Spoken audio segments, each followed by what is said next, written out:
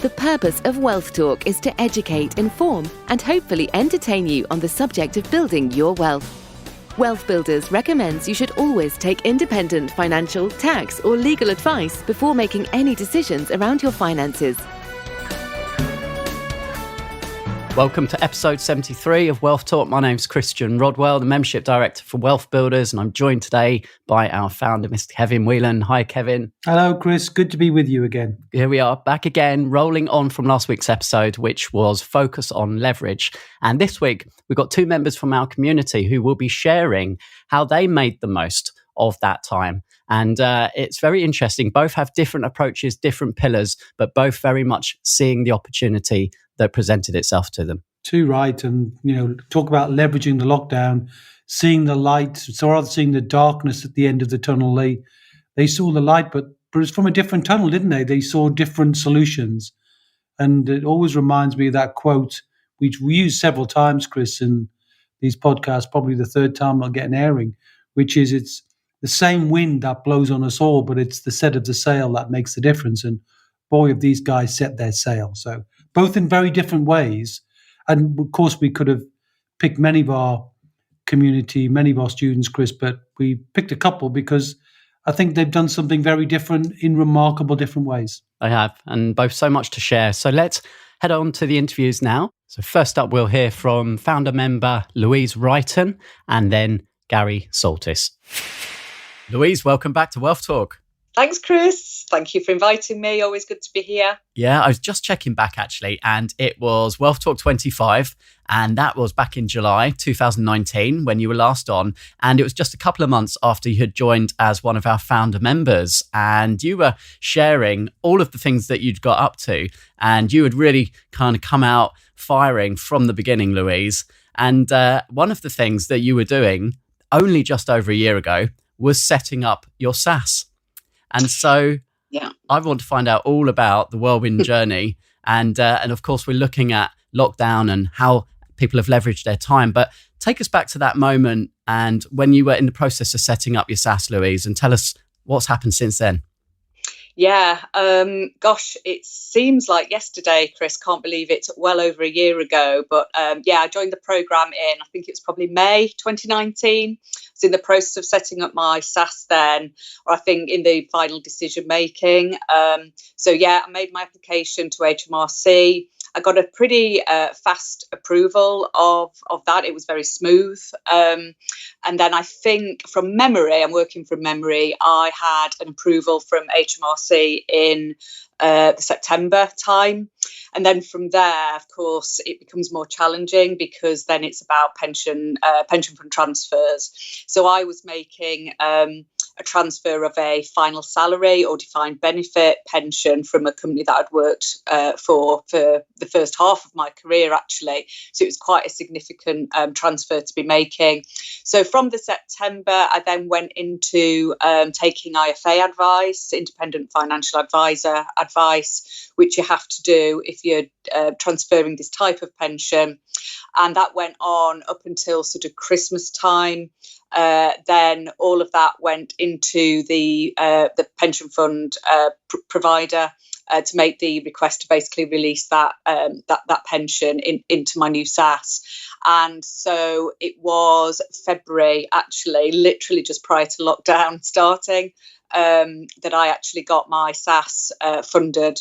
And I'd been working really hard, actually, from the time we last spoke, thinking about how I was going to invest it, coming up with my business plan for my SSAS, and making sure I was ready when that transfer happened, that I would be in a position to invest, because I didn't want to be sitting on that pot and then going, what am I going to do with it?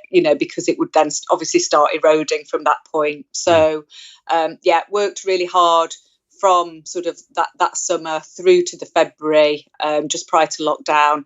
And then when I got the money, I was ready to press the button. So I started to make then a series of investments from my SSAS, and I got about half of it invested pretty quickly over a couple of months, actually, because I'd done my prep work. Yeah, so that's a good point, because of course at the heart of the wealth building process is the wheel of wealth. And obviously the 5 stages, always education and then support and connection, due diligence. And I know that obviously you follow that process. And Absolutely. in terms of the education, when did that whole process of even discovering about SSAS begin? That was probably about a year before, actually, because, it took me a while to learn about SSAS and to get comfortable with the idea. I saw the opportunity immediately, Chris.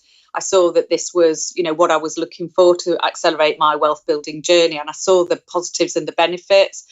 And I had to really, I wanted to really rein myself in and just do that, that education, that sort of, the support, turn the wheel, really, do the due diligence. And so I did take my time to, really understand what was involved and whether it was going to be right for me. And then critically, how much time would be needed to be a SSAS trustee, and that's not to be underestimated. And then I needed to get comfortable with how I was going to invest it and how I was going to leverage it, all before I made the decision. So, there was a lot of education involved. I joined the SSAS Alliance very, very at its inception, actually. I always say I was in the right place at the right time, and I made fantastic connections. So Kevin actually introduced me to the concept of SSAS Alliance, as that was just starting up. I was fortunate enough to be, as I say, hitting that at the right time. So I was at the launch conference in London in April 2019, got more connection, more education. Mark had launched his book around that time. I think he launched it the following month. So I got the SSAS Pensions book and read that. And then, just really started to go to as many SSAS Alliance meetings and networking meetings as I could. And I continued that right up until, we were stopped by lockdown.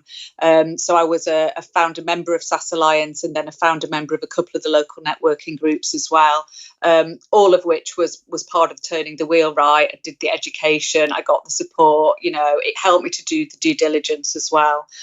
So that when that money landed, as I say, I was ready to press the buttons and confident that I was doing the right thing, and I knew what I wanted to do with it. Yeah.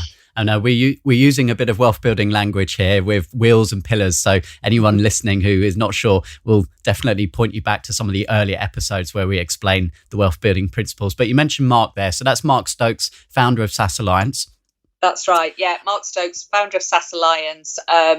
So yeah, Mark wrote a book called SSAS Pensions in middle of 2019. It was published. So anyone interested in SSAS who's not picked up that book needs to pick up that book immediately from Amazon.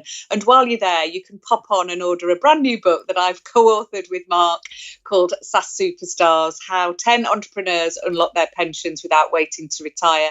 So I approached Mark in the summer of last year, as I was going on my education and support and connection journey around SSAS.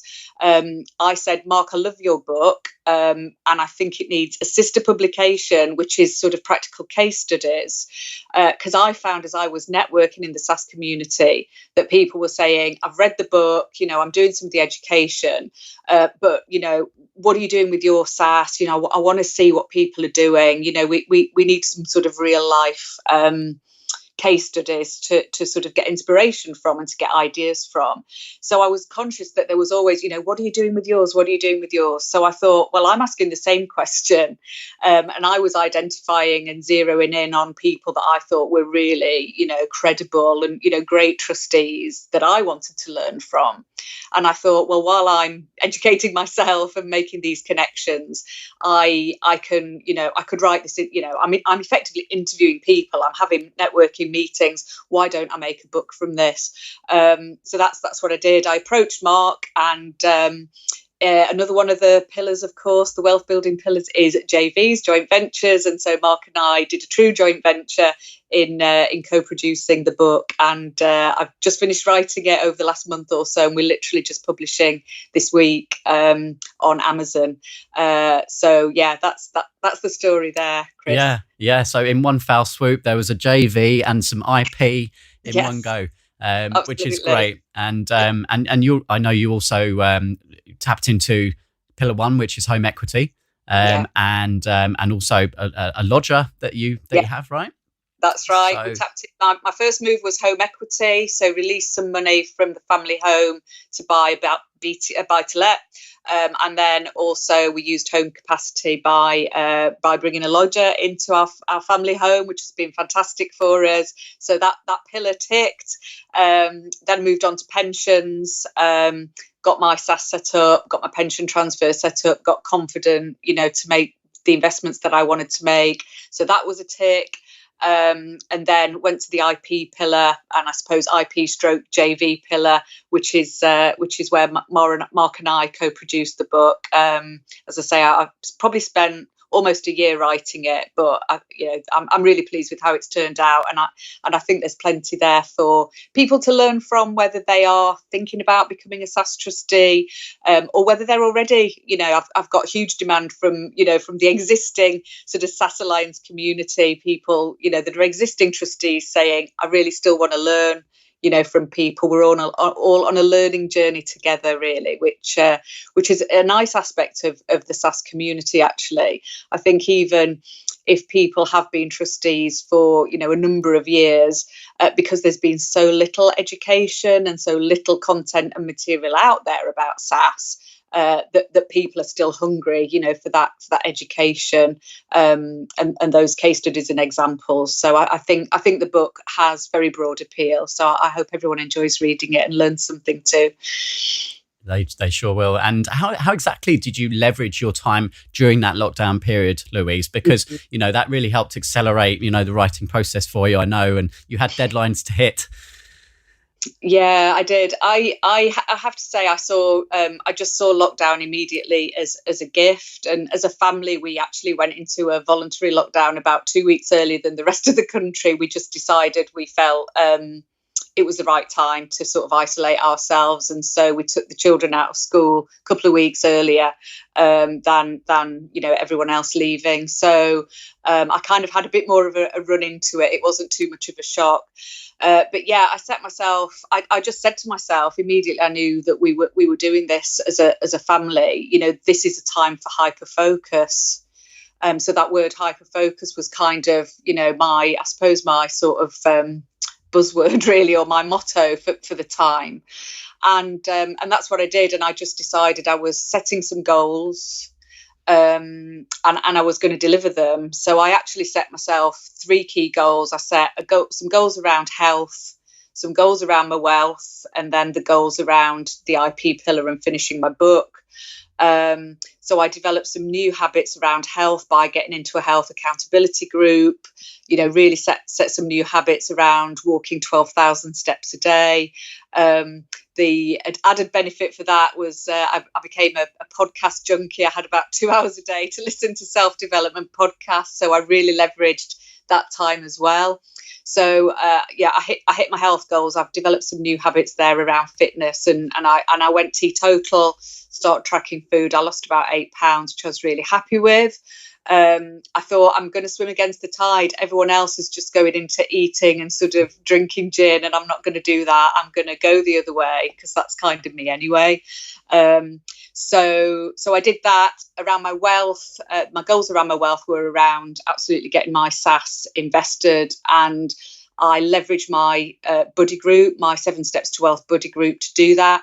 We were all at a similar stage in our SSAS journey with similar goals, but we have very complementary wealth dynamics. So we actually organised ourselves to say, Louise, you do this, Richard, you do this, Adnan, Marty, these are your roles.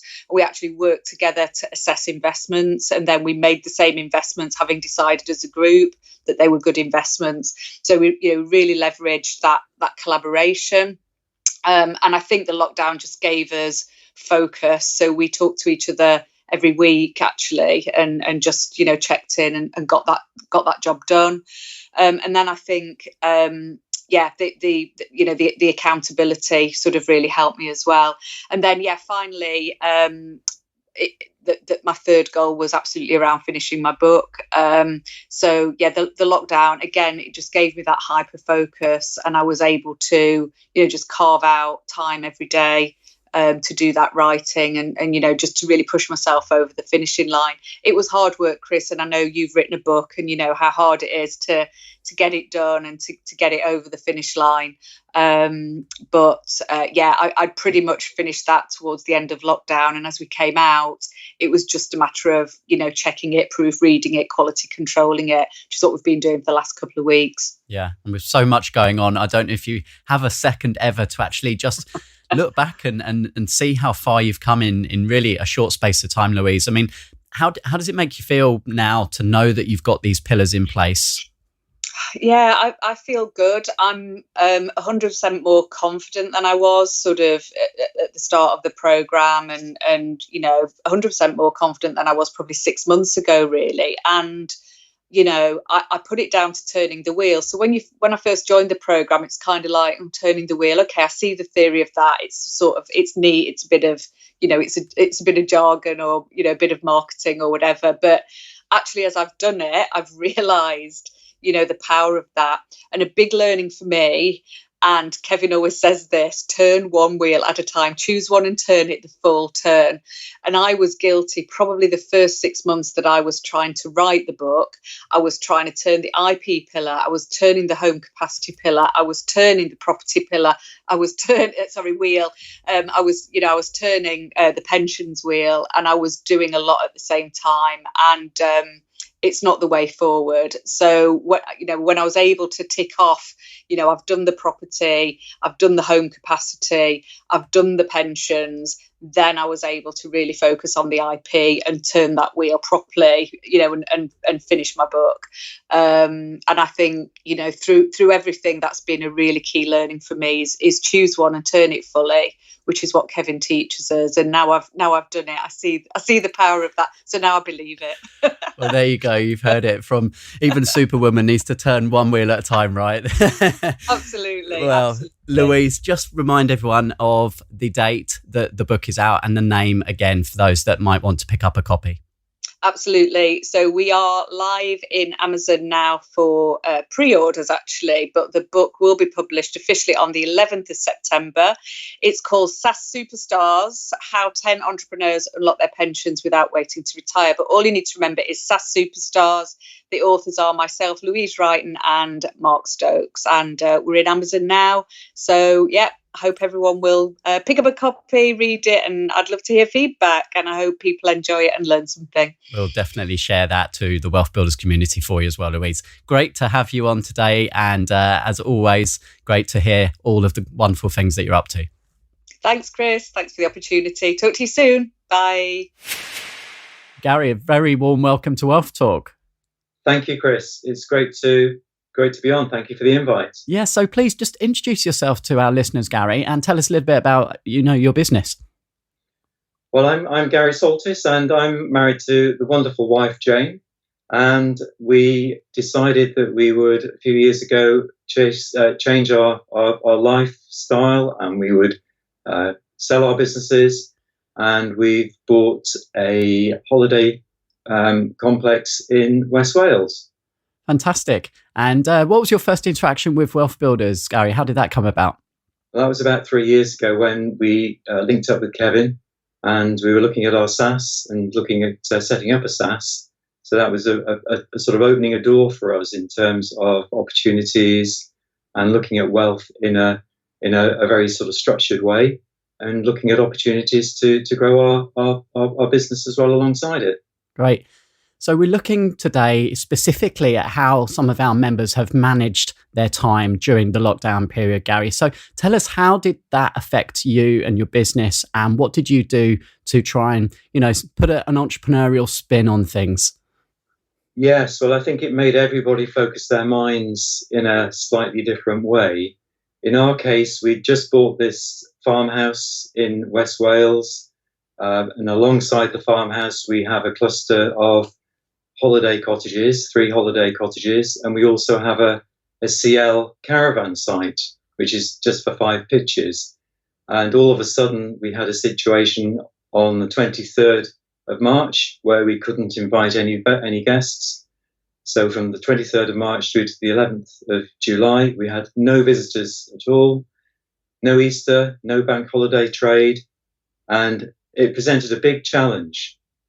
However, we looked at that as an opportunity as well, and we developed what we sort of called a lockdown strategy, where we said, well, how can we use our downtime productively to optimize and grow the business and increase future income streams from the assets we already own? And there are three strands that we looked at. Firstly, we looked at how can we create additional occupancy from the land and the buildings that we currently have. And that included derelict buildings on the farm.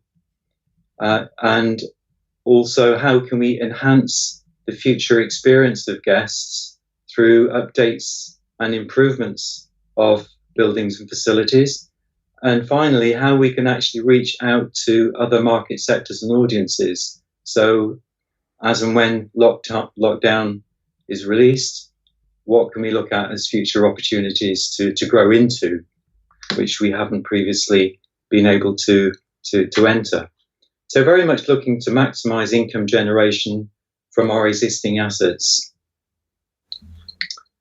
And I can go through a bit of the details of that, Chris, if you like, and put a little bit more detail on what we've actually done. Yeah, I would love to hear that. Okay, so in terms of additional occupancy, we bought the farmhouse, as I say, 3 years ago, and part of the farm complex included the old original 17th century farmhouse, or 18th century, I should say, farmhouse, built in 1752, and never been used for accommodation.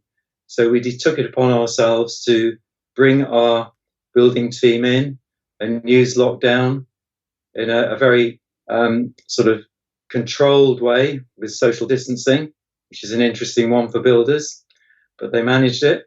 Took longer, but it was well worth it. And we've restored the cottage as a bolt hole for two people. So it's a place where people can come and have a long weekend and escape city life and just enjoy a place to relax. And we've done that using local materials, restored materials, lime mortar. So it's been a great learning experience for us as well. So that's an opportunity that we saw while people weren't on site to be able to create another sort of opportunity for income. And that's going to be going live on our website fairly soon. So that's a great sort of, we wouldn't have done it if we had people on site, because with building work, obviously you can't do that kind of thing when you've got a lot of people milling around. We also looked at enhancing future experience for our guests, and infrastructure was one thing that we looked at. And the first thing was expanding our broadband service to all of our cottages and also to our certified location caravan site, so that we can now confidently say that we have fast fibre broadband connection to all of our holiday lets, and maximising the opportunity for home working.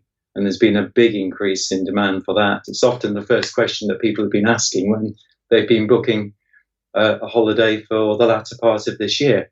So people have changed the way that they're thinking about holiday lets and where they can go and do perhaps a bit of peaceful work.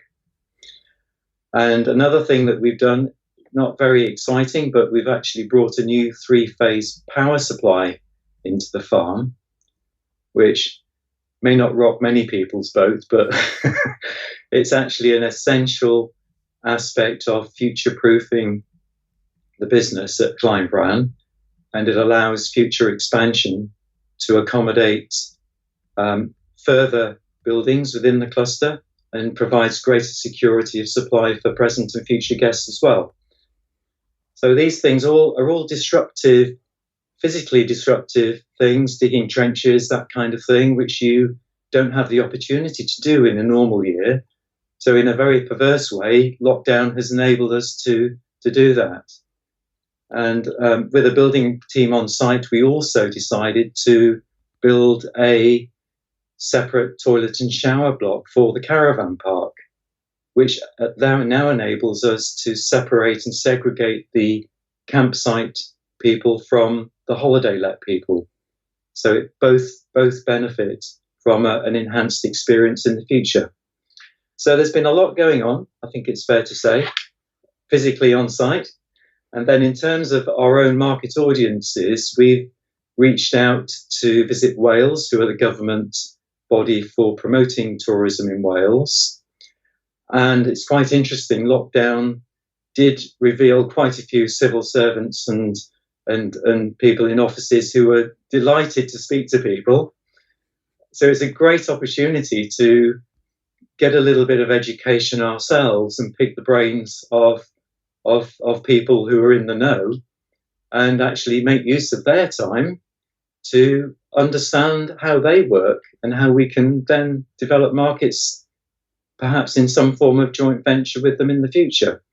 So it's really looking at those opportunities and building on them to build a target market and develop a location where people can feel comfortable to remotely work and actually come and enjoy a bit of sunshine. Yes, there is sunshine in Wales, but a bit of coastal experience and countryside. That's great. And you now have visitors returning back to the holiday park, Gary? We do. The second half of the year is looking very strong. The direct bookings as well that we've received have increased, which is great because we can reduce our overheads in terms of our agency fees. And we've got a pretty good booking complement for next year as well. A lot of people are looking forward to 2021 and are thinking, you know what, I think we're going to stay in the UK and do another staycation next year.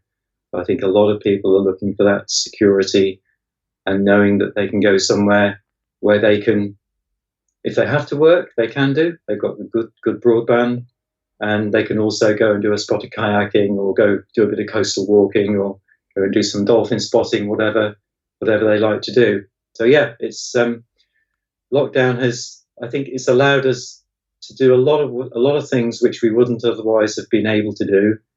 We are fortunate, we understand that. We were locked down in 16 acres, which is great, and being able to take a walk down to the coast. And a lot of people have been less fortunate than us in that respect. But we're hoping that we can now repay the patience that a lot of our guests have shown us and welcome them back with open arms. Well done for bouncing back in a strong way and even stronger than before, by the sounds of it, Gary. I hope so. Thanks for being a great guest on Wealth Talk today. Thank you, Chris. Look forward to speaking again in the future. So good listening to Louise and Gary share what they got up to. And both of them, interestingly, had a lockdown strategy. Louise with her health, wealth, and getting her book written. Gary, again, with 3 things that he wanted to achieve and that he did. Well, I think it's fascinating. Well, if you think about Louise, she did a pre-COVID strategy, didn't she? She was early into lockdown and not just, anticipating it, but seeing it as a real opportunity to take time. And, I think you mentioned health, wealth, and book, but also was health, wealth, and family, wasn't it? She saw, took the kids out of school, definitely saw this as an opportunity to bond together as a family and to kind of create the whole experience, not just to help her wealth, but do so with the family being part of the plan, which I think is brilliant. And Louise talked about, obviously, our core process of generating recurring income from assets, which is turning the wheel of wealth. And we know there's 5 steps in the wheel of wealth: education, support, connection, due diligence, and then guided action. And it was a year, actually, Louise said, from discovering about SSAS to actually turning the wheel on it, understanding it, speaking to others, doing her due diligence before she actually got set up. And then another year later, she's now written the book about it. Well, I mean, as she said herself, when she looks back, just flown by. Although a year sounds like a long time, it's flown by. But if anybody kept track of what Louise has been doing, she's been a powerhouse, hasn't she, in all sorts of ways. But just to see that, I was literally a few weeks ago, Chris, playing golf, and somebody said on the golf course, people are either getting kind of hunky or drunky, when they come off out of COVID. But she decided not to be drunky, not to get hunky, but to slim down. And she definitely chose a different reaction. She knew that lockdown could cause problems, and she's lost body weight, and very proud of what she's achieved there as well. So all sorts of things she's done. So yeah, very pleased with Louise. The thing I'm most pleased about Louise, if I look back, is a little bit of humility there. She's done a lot, but she said, when she talked about the Wheel of Wealth, and maybe Chris, because the Wheel of Wealth is such an important part of the Wealth Builder process, maybe you could link back to the show notes when we did that episode. Would that be all right? Yeah, I'll stick that in today's show notes. Good man. And she said, well, the Wheel of Wealth sounded like maybe a gimmick, maybe a marketing ploy. But then I realized when I was doing it, actually, this is what it's all about. So, I'm pleased with the acknowledgement that she's followed it well. It's working. And same is true with Gary, So although Gary's done 3 different things, he kind of increased capacity, increased and enhanced the experience of others, and he made lots of collaborations. Interestingly, it was quite fascinating. He said he was talking to local authorities, and because the people who were in offices weren't talking to anybody, they couldn't wait to share time with him. And that's a very interesting insight, I thought. Yeah.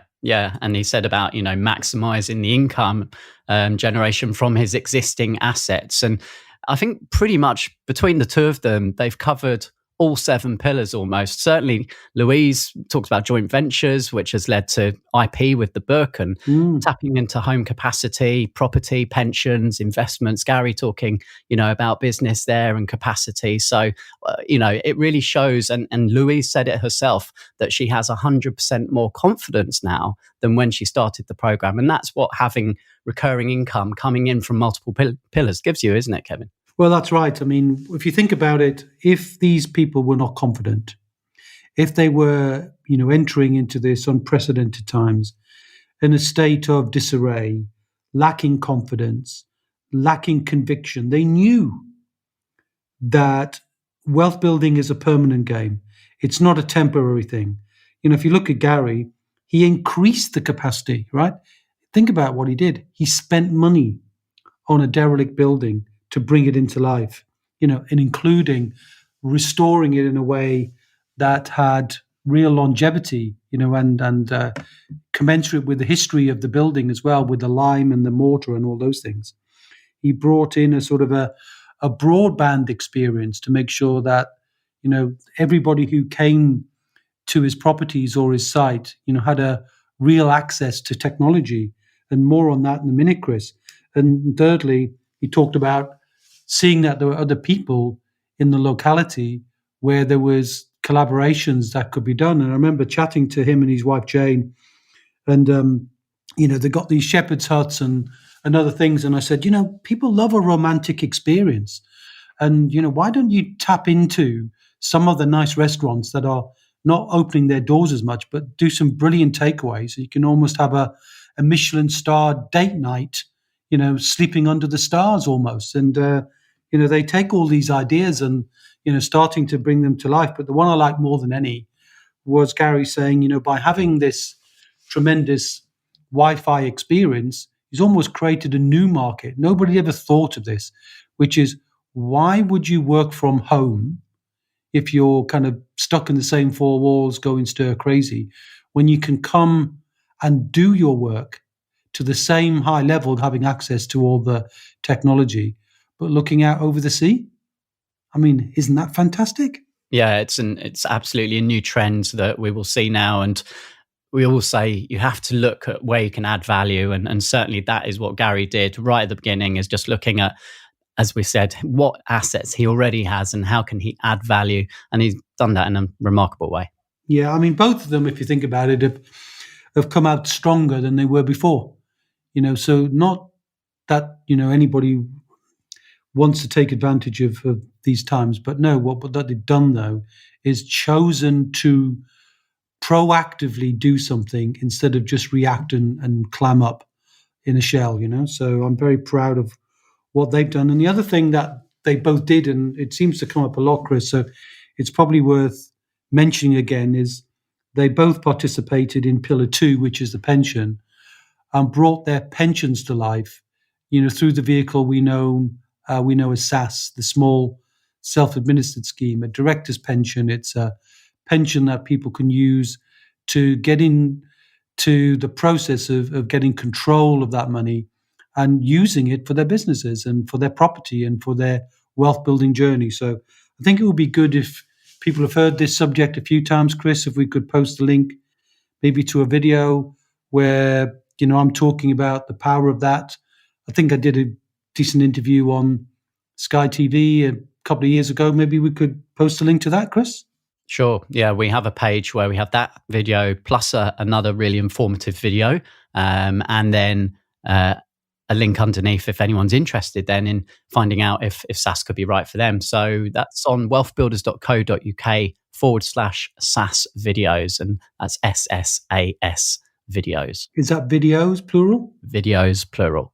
Got it. All right. Well, that'd be interesting. It'd be definitely something that I think is worth exploring if you have got old pensions, part of your old life, and you've got a business now, or you're a budding entrepreneur and you want to be building wealth for yourself. Obviously, that applies to listeners in the UK only, but by all means, tune in, wherever you're from. Yeah.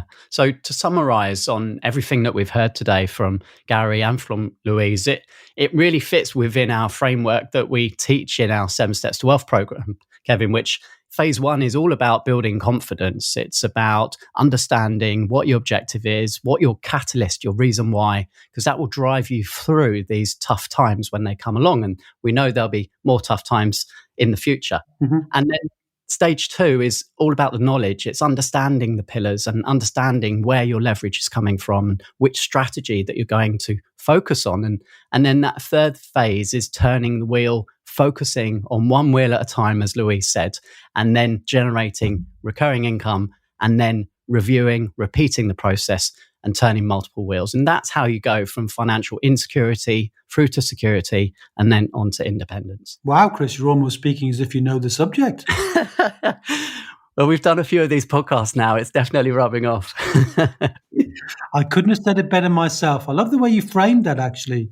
There's almost 3 distinct stages of transformation of self, education, then transformation of putting that education and new confidence into action by turning the wheels. And it was good of Louise to sort of, say that she had to slow herself down from trying to turn too many wheels at the same time and therefore not turning them fully.